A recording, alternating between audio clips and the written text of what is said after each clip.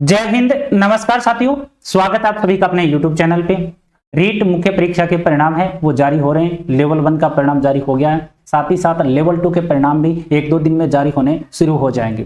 तो सबसे बड़े जो क्वेश्चन है वो ये आते हैं कि जब रिजल्ट आ गया उसके बाद में जिला आवंटन किस प्रकार से होगा, कौन से शपथ पत्र बनवाने होंगे, वरीयता सूची किस आधार पे बनती है, पुलिस वेरिफिकेशन कब करवाना है और हेल्थ सर्टिफिकेट कब बनवाना है, कौन से शपथ पत्र बनवाने हैं। तो इस प्रकार से काफी सारे प्रश्न होते हैं आप सबके, मेरे पास कमेंट भी आते हैं। तो आज इस वीडियो के माध्यम से चाहे तो आप लेवल 1 के हो, लेवल 2 के हो, सभी के मैं नियम वगैरह और किस प्रकार से चीजें हैं वो करनी है, आज इस वीडियो के माध्यम से आपको हर एक चीज है वो क्लियर करके दे दूंगा।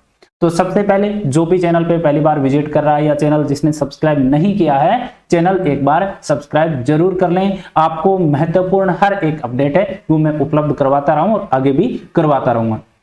जैसा कि मैंने कहा था कि आपको आपकी परीक्षा से लेकर ज्वाइनिंग तक आपको अपडेट है वो हम देते रहेंगे और आप सबसे हम उम्मीद भी करते हैं कि जो भी आपके छोटे भाई बहन, जो भी आपके दोस्त वगैरह जो भी हैं, उनको अपना चैनल आप सजेशन जरूर करेंगे, सजेस्ट जरूर करेंगे, उनको बताएंगे कि इस प्रकार से चैनल है और हमसे आप जरूर जोड़ोगे। देखिए, हम वीडियो की शुरुआत कर लेते हैं। सबसे पहले तो आपको कुछ भी चीजें करने की एक बार की आवश्यकता नहीं है। कोई भी चीज हमें भागदौड़ में करने की आवश्यकता नहीं होगी। प्रॉपर हर एक चीज के लिए आपको टाइम है वो दिया जाएगा। कोई भी चीज आपको इस प्रकार से नहीं करनी पड़ेगी कि आपकी तैयार है वो नहीं हुई। ठीक है, आपको पता है 4 तारीख को एक नोटिस आया था जिसमें आपके लिए दिशा निर्देश बताए गए थे कि भाई इस प्रकार से दिशा निर्देश हैं, वो इस प्रकार से आपको ज्वाइनिंग दी जाएगी। पहले तो मैं ये नियम बता देता हूं, उसके बाद में आपको जो बैंक अकाउंट वगैरह है, आपके डॉक्यूमेंट है, आपके शपथ पत्र है, आपकी वरीयता सूची है, जिला आवंटन है, स्कूल की सूची है, वो सारी चीजें हैं वो मैं आपको क्लियर कर दूंगा। ठीक है, आप मेरे से टेलीग्राम ग्रुप से जुड़ सकते हो जिसका कमेंट सेक्शन में लिंक मिल जाएगा। देखिए, सबसे पहले तो इन्होंने नोटिस जारी किया है, बीकानेर की शिक्षा विभाग की तरफ से ये आया है और इसमें बताया कि भी समस्त जो भी जिले रहेंगे उनके लिए नियम क्या रहेंगे, किस प्रकार से आपको विद्यालयों का आवंटन करना है, किस प्रकार से जिलों का आवंटन करना है। ठीक है, तो इसमें जो महत्वपूर्ण चीजें होंगी वो हम पढ़ेंगे। इसमें देखो, एक सबसे पहले 1 नंबर पॉइंट इसमें लिखा है कि जो अनुसूचित क्षेत्र के जो कैंडिडेट है टीएसपी एरिया के, उनको सिर्फ टीएसपी एरिया में ही क्या दी जाए, आप उनको जिला आवंटन किया जाए, इनको विद्यालय है वो दी जाए। उसके बाद में इन्होंने कहा कि जो नॉन टीएसपी एरिया के जो स्टूडेंट हैं उनको कहां पर दी जाए ज्वाइनिंग, केवल नॉन टीएसपी एरिया के जो विद्यालय आते हैं उन्हीं में ज्वाइनिंग दी जाए। इनको नॉन टीएसपी वालों को टीएसपी में और टीएसपी वालों को नॉन टीएसपी में ज्वाइनिंग ना दें, इस प्रकार से इसमें लिखा है। जो बहुत बढ़िया, अगर ऐसा होता है कि टीएसपी वालों को टीएसपी में रख लें और नॉन टीएसपी को नॉन टीएसपी में रखें तो बहुत बढ़िया है। ठीक है, तो ये तो अच्छी चीज है। उसके बाद में देखो, जो महत्वपूर्ण चीज है वो मैं आपको बताने वाला हूं जो आपके लिए काम की। उसके बाद में लिखा है इन्होंने, यहां पे लिखा है कि जो भी आपकी जो काउंसलिंग होगी ना वो किस प्रकार से होगी, वो ऑनलाइन होगी। ठीक है, किस प्रकार से होगी, ऑनलाइन होगी, ऑफलाइन, ये उनको करने के लिए साफ मना किया। इसमें लिखा है देखो, उक्त दिशा निर्देश के अनुसार ही नव चयनित अभ्यर्थियों का काउंसलिंग हेतु प्राथमिकता क्रम निर्धारित कर। प्राथमिकता क्रम क्या होता है, वरीयता सूची। एक तो आपकी मेरिट आएगी और उसके बाद में क्या बनती है, प्राथमिकता क्रम, या आप कह सकते हो वरीयता सूची। वो भी मैं बताऊंगा किस प्रकार से बनेगा। उसके आधार पर क्या करना है इनको, जिला जो स्कूल का आवंटन है।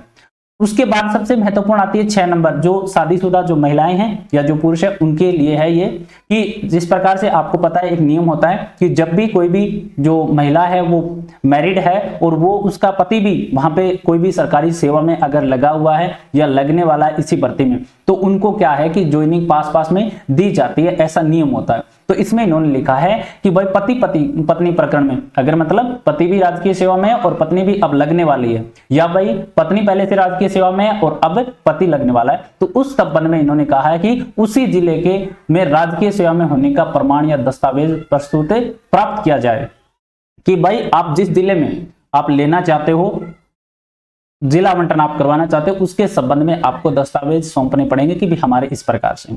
उसके बाद में इन्होंने लिखा है कि पति पत्नी का अगर दोनों का अभी चयन हो रहा है तो उस संबंध में क्या है कि उनको आवंटन क्या किया जाए, एक ही जिला। मतलब अभी अगर इस भर्ती में कोई पति पत्नी दोनों ही सिलेक्ट हो रहे हैं और उनको जिला आवंटन करना है तो उनके लिए निर्देश है कि आपका जिला आवंटन क्या होगा, एक ही जिले में होगा। उसमें पुरुष को फायदा हो जाता है, आपके कम नंबर होने के बाद में भी आपको और जो पुरुष हैं जो सामान्य श्रेणी के, उनके अलावा आपको क्या मिल जाएगा, फायदा मिल जाएगा आपकी पत्नी के कारण।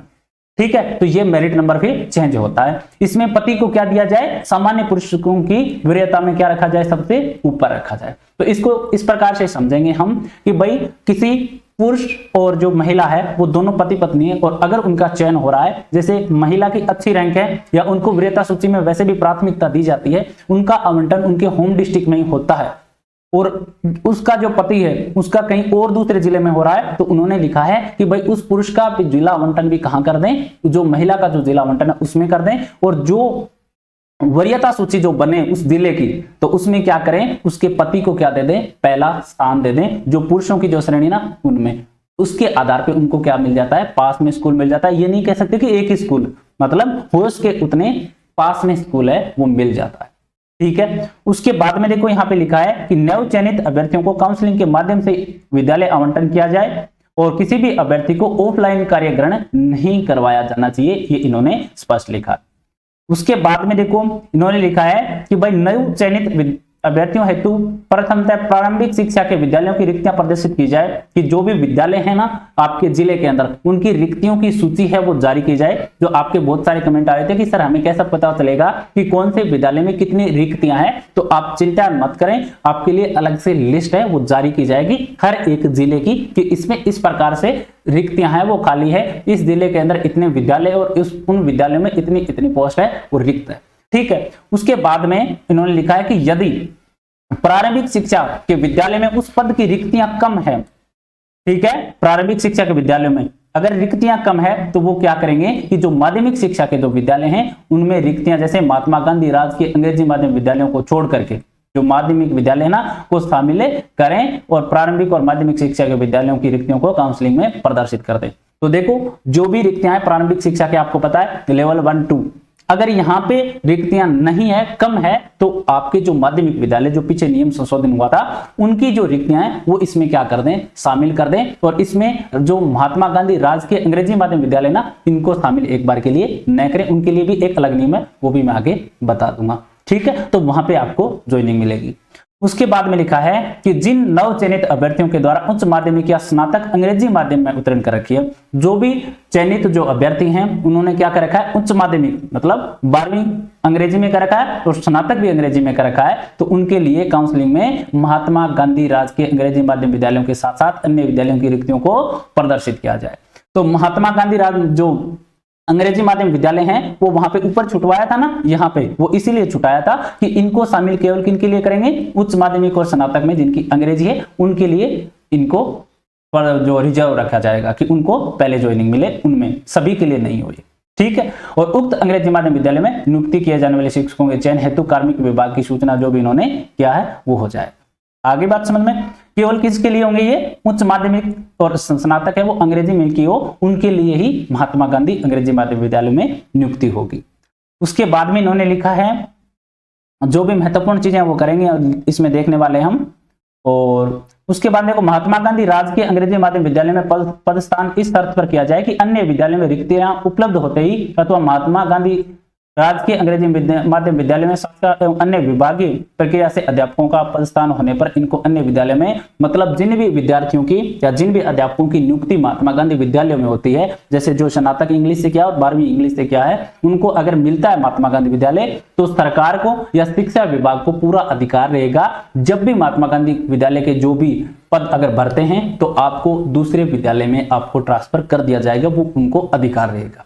ठीक है, उसके बाद में देखो उक्त भर्ती में अध्यापक लेवल द्वितीय लेवल 2 के लिए जो विज्ञान गणित और अंग्रेजी के जो छात्र होंगे उनकी संख्या इन विषय के रिक्त पदों से अधिक होती है, तो उनको आवश्यकता अनुसार अध्यापक लेवल प्रथम के पदों पर इस शर्त पर पद स्थापित किया जाए कि विज्ञान गणित या अंग्रेजी के रिक्त पद उपलब्ध होने पर उनको मूल पद स्थान कर दिया जाएगा। मतलब ऐसे लेवल 2 के ऐसे विद्यार्थी जिनका सब्जेक्ट है विज्ञान गणित और अंग्रेजी, ठीक है, इन दोनों सब्जेक्ट के, तो उनको सीट जो है अगर कम पड़ती है वहां पर उस जिले में या उन विद्यालयों में, तो आपको क्या किया जाएगा, लेवल प्रथम के जो पद है वो आपको एक बार के लिए आवंटित कर दिए जाएंगे। लेकिन जैसे ही लेवल प्रथम के पद भरेंगे तो आपको पद स्थान कर दिया जाएगा वहां से।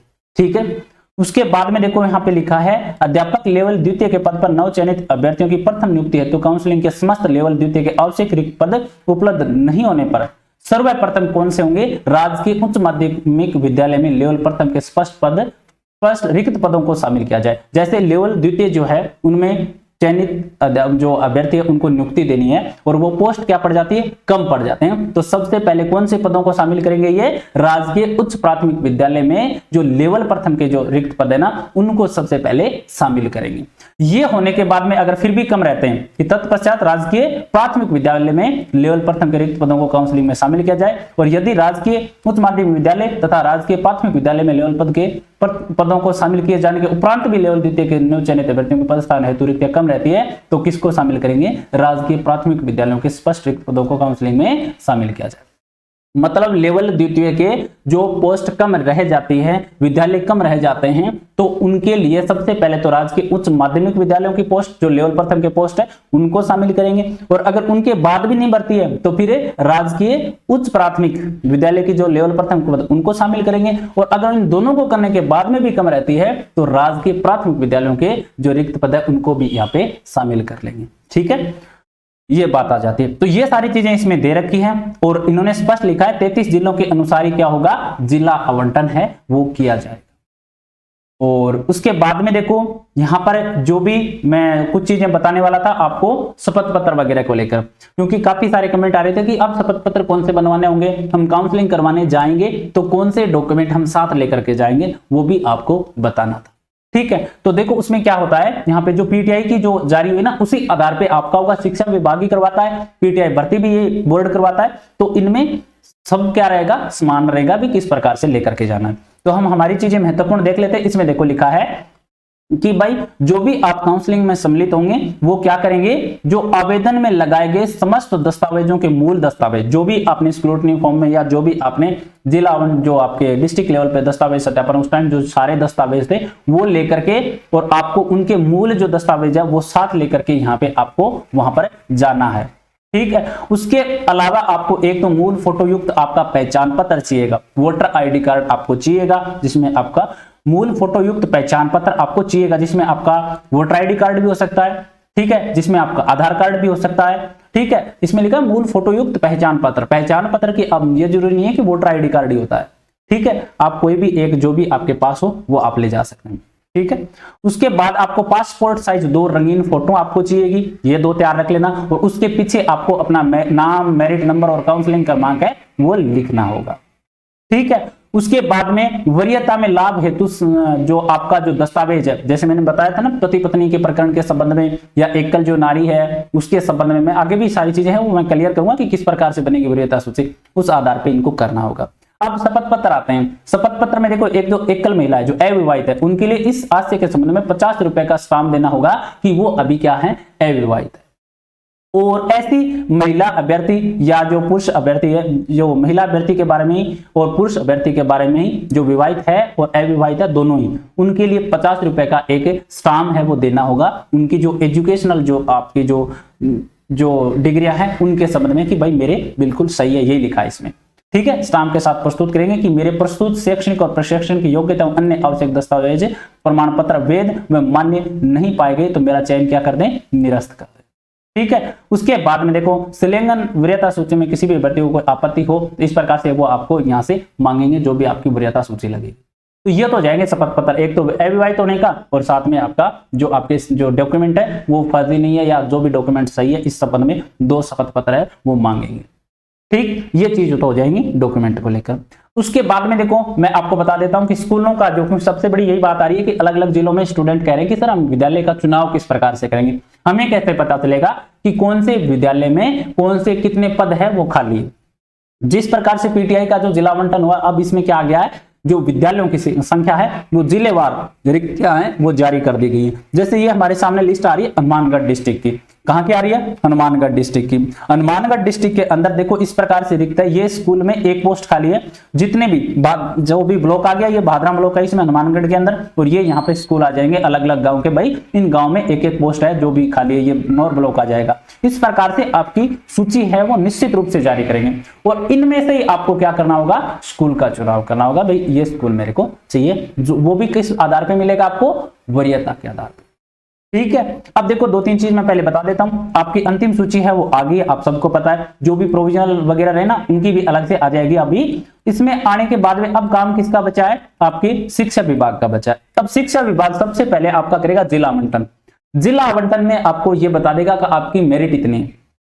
जिला आवंटन में क्या बता देगा? आपकी मेरिट, ये मेरिट है आपकी, एक्चुअल में मेरिट ये है, मेरिट क्रमांक बताएगा आपको। ठीक है, जिला आवंटन के बाद और जिला बता देगा। उसके बाद में आपका जो जिला है ना, जिले स्तर पे बनेगी कौन सी? वरीयता सूची। क्या बनेगी? वरीयता सूची आपकी जिले में बनेगी, और जिले में वरीयता सूची अलग से बनेगी। मेरिट होता है, जैसे मेरिट में आपका नाम 1 नंबर पे है ना, तो जरूरी नहीं है कि वरीयता सूची में आपका नाम 1 नंबर पे हो, क्योंकि वरीयता सूची कुछ चीजों में लाभ देने के बाद बनती है। जैसे महिलाओं को मिलता है, जैसे एकल नारी को मिलता है, ठीक है, जैसे भूतपूर्व सैनिकों को भी मिल जाता है, जैसे आपके उत्कृष्ट खिलाड़ियों को भी मिल जाता है। इस आधार पे जो सिनेरियो होगा, जो भी मैं आपको आगे डिटेल है वो बता दूं उनको देने के बाद में। ठीक है, तो वो फिर अलग से बन जाते हैं। तो इस प्रकार से स्कूलों की सूची आएगी। अभी नहीं आई है, आप कमेंट मत करना चाहिए, जैसे ही आएगी मैं आपको बता दूंगा। जिला आवंटन होगा पहले, जिला आवंटन के साथ ये बाद में जारी की जाएगी, या हो सकता है पहले शिक्षा विभाग जारी कर दे। ये तो बात हो गई। अब देखो वरीयता सूची किस प्रकार से बनती है वो मैं आपको बताने वाला था। अब इसमें वरीयता सूची में देखो सबसे पहले जो नाम आ रहा है वो किनका आ रहा है? कविता रानी। इनकी रैंक कौन सी है? 3409। इनको 1 नंबर पे रखा है यहाँ पे, और इनकी मेरिट कितनी है? 3409। यहाँ पे कितना है? 36 नंबर है। अब देखो वरीयता सूची में बहुत सारी चीजें होती है। मैंने बताया ना एकल नारी, जहां पे देखो यहाँ पे जो तलाकशुदा महिला है, यहाँ पे एकल नारी है, और यहाँ पे एकल नारी है। इनको रैंक के आधार पे मिला है पहले प्राथमिकता, ऐसी बात नहीं। उसके बाद में देखो इनकी तो रैंक अच्छी थी, ठीक है, 919, 942, 997। उसके बाद में सीधा 2098 यहाँ पे इनको दिया गया है 2209, 2222। ये इस प्रकार से यहाँ पे मेरिट वगैरह। अब देखो भूतपूर्व सैनिक आ गए, उसके बाद में रैंक काफी लेट तक है, 3932 रैंक है। उत्कृष्ट खिलाड़ी भी आ गए। अब देखो जो नॉर्मल जो कैंडिडेट थे ना, उनकी 42वीं रैंक है, लेकिन उनको कहां पर स्थान मिला है? 33 नंबर पे मिला। इस प्रकार से चीजें होती है ये। अब देखो यहाँ पे जो जनरल जो मेल होते हैं उनकी यहाँ पे लिस्ट आ जाती है नीचे। इस प्रकार से वरीयता सूची बनती है। वरीयता सूची के आधार पर आपको क्या होगा? जिले का आवंटन, जो आपका विद्यालय का आवंटन। आप 2-3 चीजें, सारी चीजें अच्छे तरीके से मैं बता देता हूं आपको, दिशा निर्देश बता दिए। देखिए सबसे पहले आपका क्या होगा? जिला आवंटन। जिला आवंटन होने के बाद में आपका क्या होगा? वरीयता सूची बनेगी आपके जिले के अंदर, वो आपके जारी की जाएगी जिले के द्वारा। ठीक है, वहां पे आपको वरीयता सूची जारी होने के बाद में आपका आ जाएगा ज्वाइनिंग लेटर। जो भी आपसे विद्यालय वगैरह भरवाए जाएंगे तो विद्यालय के आधार पे आपका आएगा ज्वाइनिंग लेटर। ज्वाइनिंग लेटर के साथ आपको क्या डॉक्यूमेंट लेके जाने वो भी मैंने बता दिए। उसमें आपको पुलिस वेरिफिकेशन और जो स्वास्थ्य प्रमाण पत्र है वो भी चाहिएगा। तो वो किस प्रकार से बनवाना है? अभी आपको अप्लाई नहीं करना है, क्योंकि जो आपका जो हेल्थ सर्टिफिकेट है और पुलिस वेरिफिकेशन नया चाहिए होता है। ठीक है, आपको मैंने बता दिया। स्वास्थ्य प्रमाण पत्र 1 घंटे में बन जाता है, 200 रुपए लेंगे। मित्र की दुकान में परफॉर्मा मिल जाएगा, और आपका जो जिला होता है वहां पे CMO जो बैठता है, चीफ मेडिकल ऑफिसर, वो आपको बना के दे देगा।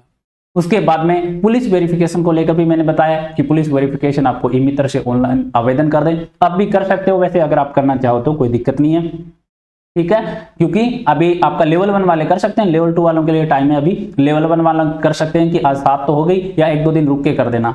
ठीक है, करने के बाद में आपको वो बीट ऑफिसर के पास जाएगा। बीट ऑफिसर आपके घर पे आएगा, जो भी आपका नजदीकी पुलिस थाना है वहां से वो घर आके आपकी जांच करेगा। वो आपको वहां से भेज देगा SP ऑफिस, जो आपके डॉक्यूमेंट है वहां से फिर आपका डाउनलोड होकर आ जाएगा ई-मित्रा पे, और वहां से आपका निकल जाएगा।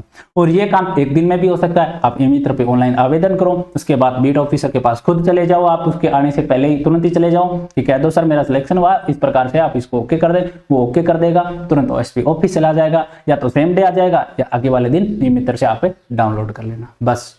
ठीक है, शपथ पत्र है तो आप शपथ पत्र आप सबने बनवाए थे उस टाइम, दस्तावेज सत्यापन के समय थोड़ा सा टाइम लगता है, और वहां पे बन जाते हैं स्टाम्प पे, वो भी कोई बड़ा इश्यू नहीं है। तो आपको इधर उधर भागने की आवश्यकता नहीं है। उसके बाद में देखो आपको बैंक अकाउंट, जो बैंक अकाउंट है ना, वो आपको रेडी रखना है। ठीक है, जिनके भी बैंक अकाउंट नहीं खुले वो SBI में खुला लें, या जिनके SBI में बहुत बढ़िया और दूसरे बैंक में वो भी चलेंगे, लेकिन SBI बैंक में थोड़ा क्या रहता है, बाद में सैलरी वगैरह जो भी चीजें होती है वो थोड़ा ठीक रहता है कर्मचारियों के, तो वो कर लें। इसमें आपका जो पैन कार्ड नहीं जुड़ा था पैन कार्ड जुड़वाएं, पैन कार्ड नहीं बना है तो पैन कार्ड बनवा लें, आपका आधार कार्ड इसमें एक्टिवेट करवा लें। सारे डॉक्यूमेंट आप इसमें एक्टिवेट करवा के रखें, और उसके बाद में आपको कोई दिक्कतें नहीं आएगी। ठीक है, बाकी आपका कोई भी प्रश्न अगर बचते हैं तो आप कमेंट सेक्शन में पूछ सकते हैं, और मैंने बता दिया कि जो आपकी जो स्कूलों की जो सूची है वो अलग से जारी होगी, ठीक है। और वरीयता सूची के आधार पे आपको क्या होगा, स्कूल का आवंटन, जिला आवंटन पहले हो जाएगा मेरिट के आधार पे, लेकिन वरीयता सूची आपकी किस, जो विद्यालय का आवंटन है वो किस आधार पे हो गया, वरीयता सूची के आधार पे होगा, ठीक है। तो ये सारी चीजें थी। जो लेवल 1 का जिला आवंटन है वो 11 से पहले हो जाएगा, मेरे ख्याल से 9 या 10 को हो जाएगा, ठीक है। और लेवल 2 के जो परिणाम हैं वो 10 से पहले 1-2 आ जाएंगे, 1-2 विषय के, और उसके बाद में धीरे धीरे आते रहेंगे, 18 तक कंप्लीट आ जाएंगे। हो सकेगा तब तक है वो आचार संहिता में भर्ती नहीं उलझेगी, तो इसके लिए आपको कोई टेंशन लेने की आवश्यकता नहीं है, और सारी चीजें हैं आपको करते रहना है। चैनल को सब्सक्राइब नहीं किया तो कर लेना, और वीडियो अच्छा लगे तो लाइक जरूर कर देना। धन्यवाद।